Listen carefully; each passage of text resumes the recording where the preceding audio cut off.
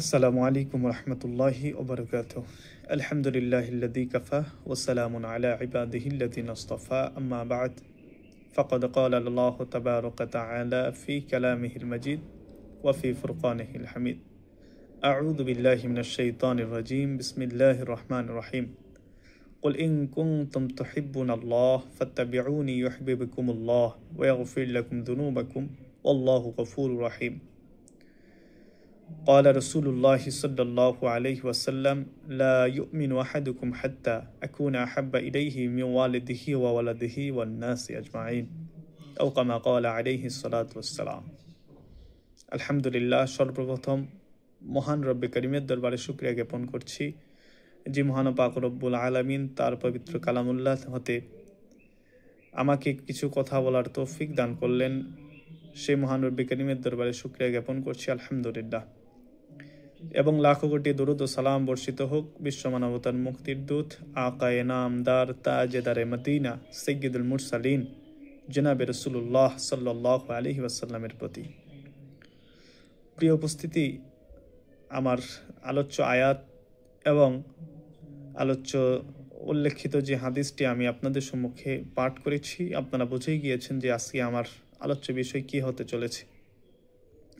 তো আজকে আমার আলোচ্য বিষয় হচ্ছে রাসূলুল্লাহ সাল্লাল্লাহু আলাইহি ওয়াসাল্লামের প্রতি মুহাব্বত, ভালোবাসা প্রসঙ্গে। আমি পবিত্র কোরআনের একটি আয়াত আপনাদের সম্মুখে তেলাওয়াত করেছি, যে আয়াতের মধ্যে আল্লাহ তাআলা বলেন, হে নবী, আপনি আপনার উম্মতদেরকে বলে দিন, ইন কুনতুম তুহিব্বুনাল্লাহ, যদি তারা আমি আল্লাহকে মুহাব্বত করতে চায়, ভালোবাসে, ফাত্তাবিউনি ইউহিব্বুকুমুল্লাহ, তারা যেন আপনাকে মুহাব্বত করে। তো রাসূলুল্লাহ সাল্লাল্লাহু আলাইহি ওয়াসাল্লামকে মুহাব্বতের কথা বলা হয়েছে। যদি আমরা কেউ আল্লাহকে মুহাব্বত করতে চাই, ভালোবাসতে চাই, আল্লাহকে কাছে পেতে চাই, তো সেই ক্ষেত্রে আমাদেরকে আল্লাহ তাআলা বলে দিচ্ছেন যে আপনার হাবিব, আপনার উম্মতদেরকে আপনি বলে দেন তারা যেন আপনাকে মুহাব্বত করে। তো রাসূলুল্লাহ সাল্লাল্লাহু আলাইহি ওয়াসাল্লামকে ভালোবাসা, এটা আমাদের ঈমানের অন্যতম একটি অঙ্গ। কারণ আমরা জানি ঈমানের যে মূল ভিত্তিগুলো রয়েছে, ঈমানের যে মোট 5টি ভিত্তি রয়েছে, তার মধ্যে হতে দ্বিতীয় যে ভিত্তিটা আছে সেটাই হচ্ছে রাসূলুল্লাহ সাল্লাল্লাহু আলাইহি ওয়াসাল্লামের প্রতি ঈমান আনা। অর্থাৎ প্রধান ভিত্তির মধ্যেই দুটো কথা উল্লেখ করা হয়েছে। যেমন আমরা কালেমা পড়ি, যে কালেমা পড়ে আমাদের মুসলমান হইতে হয়, যে যেই কালেমা যখন কেউ কোনো বিধর্ম থেকে মুসলমানের ধর্মে আসতে চায়, তখন যেই কালিমা পাঠ করে তারা এই ধর্মে আসে, অর্থাৎ আমাদের দ্বিতীয় কালিমা, কালিমা শাহাদাত, সেই কালিমা শাহাদাতের মধ্যে বলা হচ্ছে আশহাদু আল্লা ইলাহা ইল্লাল্লাহ, যে এই কথা সাক্ষী দেওয়া, একজন মুমিন, একজন মুসলমান এই কথা সাক্ষী দিবে যে আল্লাহ ব্যতীত অন্য কোনো ইলাহ নাই, অন্য কোনো মাবুদ নেই। ওয়া আশহাদু আন্না মুহাম্মাদান আবদুহু ওয়া রাসূলুহু, এবং মুহাম্মদ রাসূলুল্লাহ সাল্লাল্লাহু আলাইহি ওয়াসাল্লাম আল্লাহ তাআলার প্রেরিত বান্দা এবং রাসূল। তো কেউ ইমানদার আর মুসলিম হইতে গেলে অবশ্যই তাকে আল্লাহর প্রতি অগাধ বিশ্বাস রাখতে হবে যে আল্লাহ তাআলা একক, আল্লাহ তাআলার সাথে কেউ শরিক নয়, আল্লাহ তাআলার কোনো পুত্র সন্তান কোনো কিছুই নাই। যেমন আল্লাহ তাআলা বলতেছেন সূরাতুল ইখলাসের মধ্যে, আল্লাহ তাআলা বলতেছেন, হে নবী, আপনি বলে দিন হু আল্লাহু আহাদ, আল্লাহ একক। সুতরাং আল্লাহ একক, আল্লাহর সাথে কোনো সমকক্ষ নাই, আল্লাহর সাথে কেউ শরিক নাই, কে অংশীদারিত্ব নাই, আল্লাহ একক। এবং ইবাদতের উপযুক্ত অবশ্যই আল্লাহকে মনে করা। যদি আমরা আমাদের ইবাদতের উপযুক্ত অন্য কাউকে মানি, কোনো মাজার বা কোনো ইত্যাদিকে যদি আমরা আমাদের ইবাদতের স্থান বানিয়ে ফেলি বা ইবাদতের যদি কোনো মাধ্যম বানিয়ে ফেলি, তাহলে সেই ইবাদত আমাদের কবুল হবে না। একমাত্র আমাদের ইবাদত আল্লাহর জন্যই হইতেই হবে, এটাই বাধ্যতামূলক। তো এরপরে ওয়া আশহাদু আন্না মুহাম্মাদুর রাসূলুল্লাহ, অর্থাৎ মুহাম্মদ রাসূলুল্লাহ সাল্লাল্লাহু আলাইহি ওয়াসাল্লামের প্রতি এই কথা সাক্ষী দেওয়া যে আমরা জনাবে রাসূলুল্লাহ সাল্লাল্লাহু আলাইহি ওয়াসাল্লামের প্রতি ঈমান আনতেছি যে তিনি আল্লাহ তাআলার প্রেরিত বান্দা এবং রাসূল। তো এই রাসূলকে মুহাব্বত করতে হবে, ভালোবাসতে হবে। যদি আমরা সেই রাসূলকে মুহাব্বত না করি, যদি ভালো না বাসি, তাহলে আপনার আমার ঈমান পরিপূর্ণ হবে না। তো আপনার আমার ঈমান পরিপূর্ণ হওয়া তো দূরের কথা, আপনি আমি নিজেকে মুসলমানও দাবি করতে পারবো না। এবং এই কথা বলা যে আসলে আমাদের রাসূলুল্লাহ সাল্লাল্লাহু আলাইহি ওয়াসাল্লাম উনি হচ্ছেন সর্বশেষ নবী, উনার পরে আর কোনো নবী নেই, ওনার পরে কিয়ামত পর্যন্ত আর কোনো নবী আসবে না। যদিও বা হযরত ঈসা আলাইহিস সালাতু ওয়াস সালাম উনি আসবেন, তবে নবী রূপে নয়, বরঞ্চ উম্মত হিসেবে আসবেন। তো বর্তমান ফিতনার যুগে আমরা দেখতে পাই যে অনেকেই আসে যারা নিজেকে নবী দাবি করে, যেমন রাসূলুল্লাহ সাল্লাল্লাহু আলাইহি ওয়াসাল্লামের জামানায় মুসাইলামাতুল কাযযাব নামক এক মিথ্যুক, তো সে রাসূলুল্লাহ সাল্লাল্লাহু আলাইহি ওয়াসাল্লামের জামানায় নিজেকে নবী দাবি করেছিল। এরপরে হযরতে সাইয়্যিদনা আবু বকর সিদ্দিক রাদিয়াল্লাহু তাআলা আনহুর মাধ্যমে তার সাথে জিহাদ সংগঠিত হয় এবং তাকে সেখান থেকে হত্যা করে জাহান্নামে পাঠিয়ে দেওয়া হয়। তো বর্তমানে এরপরে প্রায় অসংখ্য লোক নিজেকে নবী দাবি করেছে, নিজেকে রাসূল দাবি করেছে। যেমন আমরা দেখেছি গত 100 বছর পূর্বেই যে কাদিয়ান নামক স্থানে জন্ম হয়েছিল যে কুলাঙ্গারের, অর্থাৎ আমরা জানি যে মির্জা গোলাম আহমদ কাদিয়ানি, তার জন্ম হয়েছিল, সে নিজেকে রাসূল দাবি করেছে। যদিও বা তার ইতিহাস সম্পর্কে অনেক পড়েছিলাম। প্রথমত সে নিজেকে বড় মুজাদ্দিদ দাবি করে, তো নিজেকে অনেক বড় আল্লাহ ওয়ালা দাবি করে।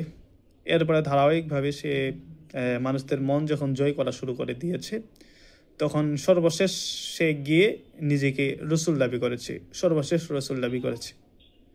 তো এর আগে নানান কথা বলেছে, যেমন সে বলেছে যে তিনি নাকি ঈসা। তো এরপরে এমন এমন ফাহশা কথা বলেছে, বাজে কথা বলেছে, যে কথাগুলো আসলে একজন ইমানদারের জন্য বরণ করে নেওয়া, শোনা এটা অনেকটা কষ্টদায়ক হয়ে দাঁড়ায়। যেমন সে যখন বলে যে আমি হচ্ছি ঈসা, তো মানুষটা জিজ্ঞেস করলো যে তোমার ঈসার তো বাবা ছিল না। তো তার পূর্বে এরপরে সে দাবি করলো যে আমি মারিয়াম।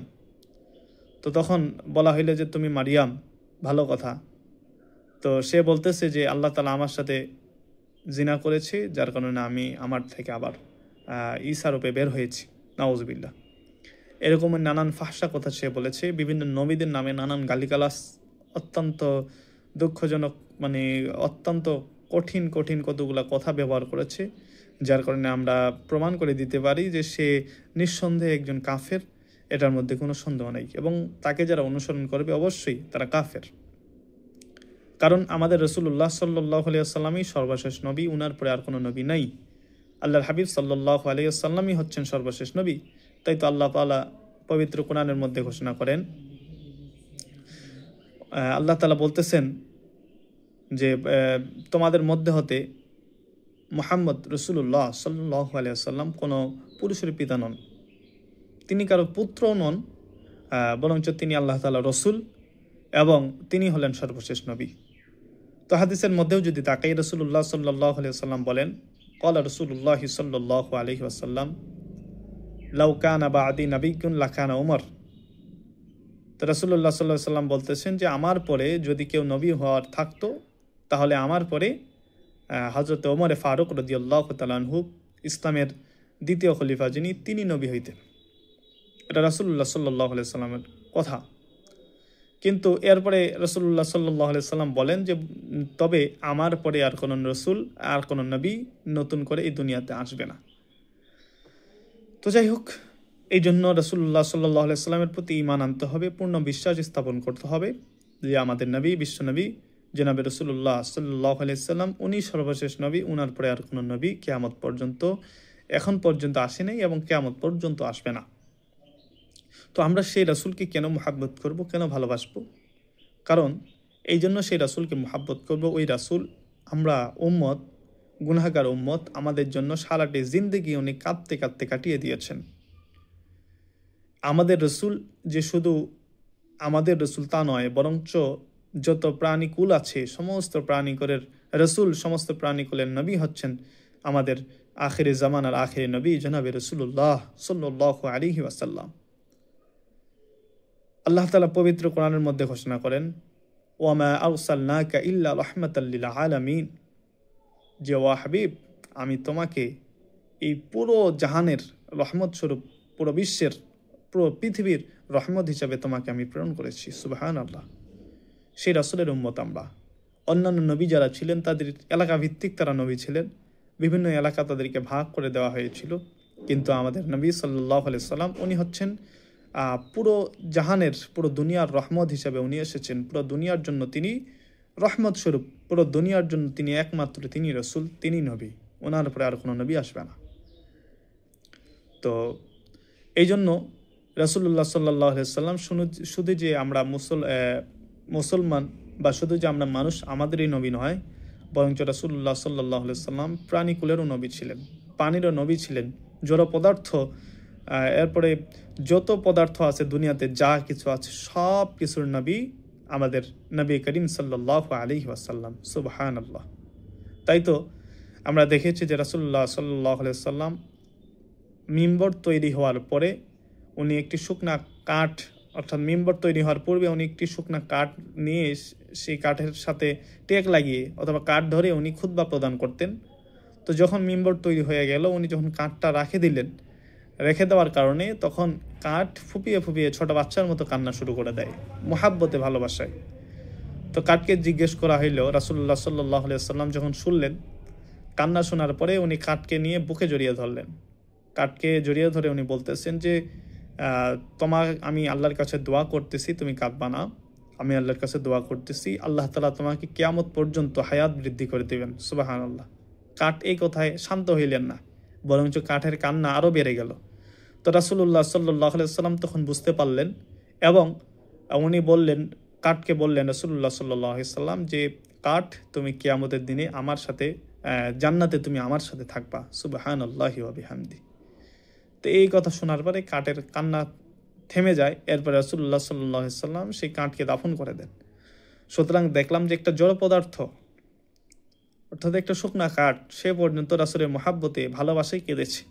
তো সেই জায়গায় আমি আমাদের রাসূলুল্লাহ সাল্লাল্লাহু আলাইহি ওয়াসাল্লামের প্রতি কী ধরনের মহাব্বত করা জরুরি। এরপরে যদি জীবের দিকে তাকাই, সাপ পর্যন্ত কিন্তু রাসূলুল্লাহ সাল্লাল্লাহু আলাইহি ওয়াসাল্লামকে মহাব্বত করেছেন। কিভাবে?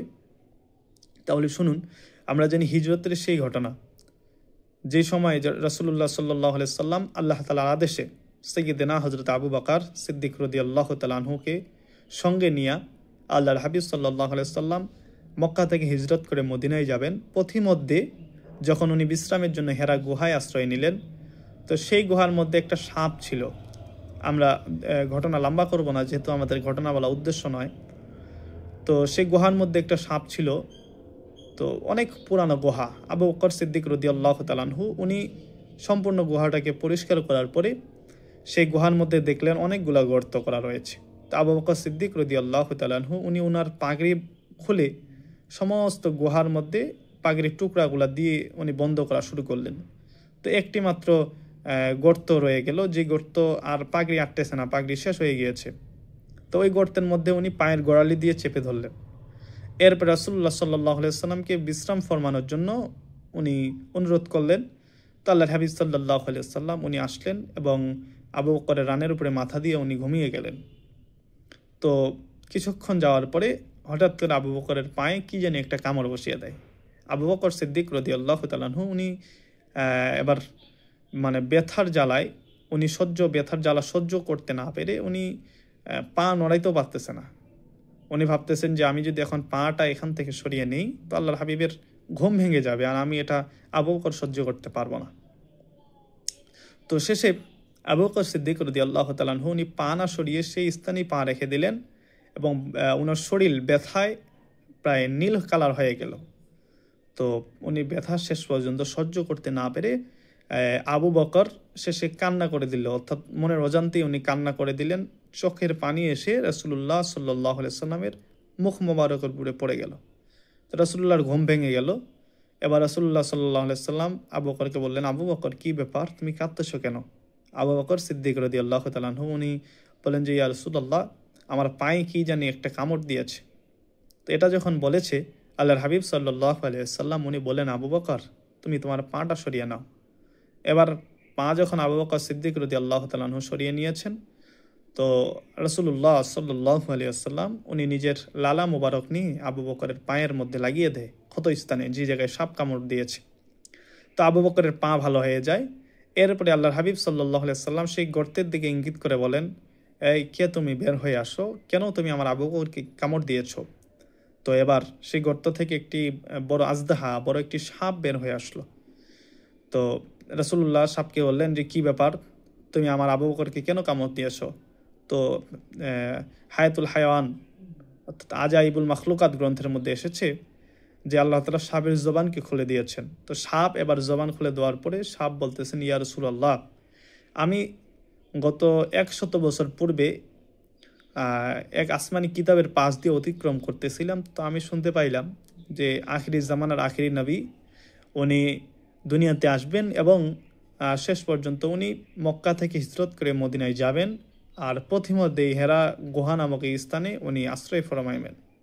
তো আমি তখন থেকে এটা শোনার পর থেকে আমি না ঘুমিয়ে ঠিক মতো না খেয়ে আমি এই গুহার মধ্যে থাকতে লাগলাম যে আপনাকে এক নজর দেখব এই আশায়। তো শেষ পর্যন্ত আমি অনেকগুলো গর্ত খনন করে রেখেছি যে যে কোনো একটা গর্ত থেকে আপনার আমি বের হয়ে আপনার চেহারা মোবারক আমি দেখব। তো শেষ পর্যন্ত আপনার আবু বকর সবগুলো গুহা বন্ধ করে রেখেছে, যার কারণে আমি সহ্য করতে পারি নাই, আপনাকে দেখব এই আশায়, ভালোবাসার জ্বালায়, ভালোবাসার এই মোহাব্বতে আমি আর সহ্য করতে না পেরে আমি শেষ পর্যন্ত আবু বকরের পায়ে কামড় বসিয়ে দিয়েছি। তো প্রিয় মুসলমান ভাইয়েরা আমার, দেখেন যে আসলে একটা সাপ উনি পর্যন্ত আমাদের নবী রাসূলুল্লাহ সাল্লাল্লাহু আলাইহি সাল্লামকে মোহাব্বত করেছেন, ভালোবেসেছেন। সুতরাং আমরা কেন ভালোবাসবো যদি প্রশ্ন তুলি, প্রথমত তো শুরুতেই বলেছি যে আসলে এটা আমাদের ঈমান। দ্বিতীয়ত এই জন্য বাহ্যিক দিক দিয়ে মুহাব্বতের যে কারণগুলো হয়, আমরা যদি সেদিক দিয়ে তাকাই যে আমাদের নবী করিম সাল্লাল্লাহু আলাইহি ওয়াসাল্লাম উনি অনেক বেশি সুন্দর ছিলেন। তো আম্মাজান হযরতে আয়েশা সিদ্দিকা রাদিয়াল্লাহু তাআলা আনহা উনি বলেন যে ইউসুফ আলাইহিস সালাতু ওয়াস সালামকে দেখে মহিলারা তো হাত কেটেছিল, কিন্তু যদি কেউ মুহাম্মদ রাসূলুল্লাহ সাল্লাল্লাহু আলাইহি সাল্লামকে দেখে এত বেশি সুন্দর ছিলেন তো নিজের কলিজা পর্যন্ত কেটে ফেলতো। সুবহানাল্লাহ, এত বেশি সুন্দর ছিলেন। তো আবার আম্মাজান আয়েশা সিদ্দিকা রাদিয়াল্লাহু তাআলা আনহা উনি বলেন যে আমার ঘরে একটি চাঁদ আছে, আকাশে এক চাঁদ আর আমার ঘরে এক চাঁদ, তিনি হলেন মুহাম্মদ রাসূলুল্লাহ সাল্লাল্লাহু আলাইহি সাল্লাম। অনেক বেশি সুন্দর ছিলেন আমাদের নবী করিম সাল্লাল্লাহু আলাইহি সাল্লাম। এরপরে কেন মুহাব্বত করব? কারণ উনি সারাটি জীবন আমাদের জন্য কেঁদেছেন। এমনকি উনি যখন উনার দুনিয়াতে উনি আসেন, তো আসার সঙ্গে সঙ্গে উনি অবাক যে উনি আসার দুনিয়াতে ভূমিষ্ঠ হওয়ার সঙ্গে সঙ্গে উনি সিজদায় পড়ে আল্লাহুম্মা উম্মতি আল্লাহুম্মা উম্মতি বলে কেঁদেছেন। আল্লাহু আকবার, এত বেশি মুহাব্বত করেন উম্মতদেরকে। তো এরপরে মৃত্যুর সময়ও যদি বলি, তো মৃত্যুর সময়ও পর্যন্ত উনি আল্লাহুম্মা উম্মতি বলে বারবার কেঁদেছেন। এমনকি কিয়ামতের দিনে যখন আমরা সকলেই উম্মতেরা কেউ কাউকে চিনবে না, পিতা পুত্রকে চিনবে না, পুত্র পিতাকে চিনবে না, নিজের কন্যা তার বাবাকে চিনবে না, কেউ কাউকে চিনবে না, সেই কঠিন মুহূর্তের মধ্যে একমাত্র যখন সবাই ইয়া নফসি বলে চিৎকার করতে থাকবে, ঠিক সেই মুহূর্তের মধ্যে আমাদের নবী করিম সাল্লাল্লাহু আলাইহি ওয়াসাল্লাম উনি একমাত্র আল্লাহুম্মা উম্মতি বলে আমাদের জন্য কাঁদবেন। সুবহানাল্লাহ। এই জন্য সেই নবীকে মুহাব্বত না করলে আর কাকে মুহাব্বত করব বলেন? আর আল্লাহকে এই যে বললাম শুরুতে যে আয়াত, যে আল্লাহকে যখন আমরা কেউ পাইতে চাইব তখন অবশ্যই আমাদেরকে রাসূলকে মুহাব্বত করতে হবে, ভালোবাসতে হবে। রাসূলকে পাইলে, রাসূলকে ভালোবাসলে তো তাহলেই আল্লাহকে পাওয়া সম্ভব হয়ে দাঁড়ায়। এই জন্যে আহলে কোরআন যাদেরকে বলা হয়, যে যারা শুধু কোরআন মানে, নবী রাসূল কাউকে মানে না, হাদিস সুন্নাহ কোনো কিছুই মানে না, তো তাদের জবাবের জন্য এতটুকুই যথেষ্ট যে আসলে এই আয়াতটা দিয়ে যদি তাদেরকে দলিল দেওয়া যায়, তারা কখনো এই আয়াতটাকে খণ্ডন করতে পারবে না। ইনশাল্লাহ খণ্ডন করা তাদের দ্বারা সম্ভব হবে না। সুতরাং যদি কেউ পাক্কা ইমানদার, পাক্কা মুসলমান হইতে চায়, তাহলে অবশ্যই তাদেরকে আল্লাহ এবং রাসূলের প্রতি পূর্ণ বিশ্বাস রাখতে হবে, পূর্ণ ভালোবাসা রাখতে হবে, তাহলেই একজন ইমানদার, পাক্কা ইমানদার আর পাক্কা মুমিন হইতে পারবে। তো আরও যদি বলি যে আসলে এই রাসূলের প্রতি